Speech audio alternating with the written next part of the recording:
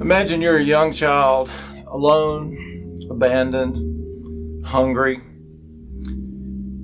You're afraid of what's going to happen in the dark.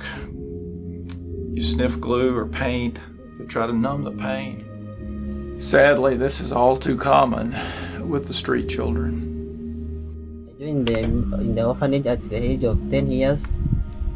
I lived with my grandmother who could not afford basic need to access to education. Jesus said in Mark 10 to bring the children to Him, do not push them aside, and He blessed them.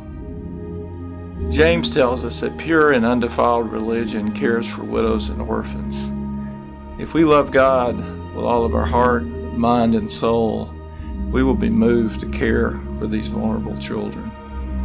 I was welcomed warmly by other members of the staff and other members of World Reach. I became a Christian. On one of my trips to Kenya, a young boy adopted me.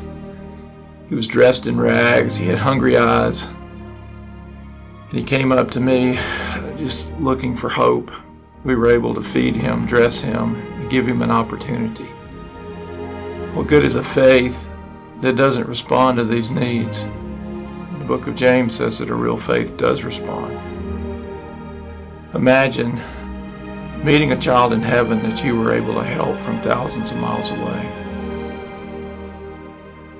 I joined the ministry at the tender age of 8 years after I had lost my parents due to the devastating grip of HIV/AIDS. It was a time of uncertainty and vulnerability, whereby I was left to live upon the hands of my grandparents. I lived in a series of struggles and challenges, which included desperation, discouragement, disappointment. In the orphanage, I felt a nurturing environment that I not only call a home, but a family. It was in the ministry where I discovered the power of faith. I became a Christian through the guidance of the ministry. I was also privileged to receive a comprehensive education that paved a way for me to pursue a degree in clinical medicine and community health. The orphanage has contributed a lot to my career of becoming a clinical officer, whereby I live each and every day extending the same love, care, and support that I once received to those who need it.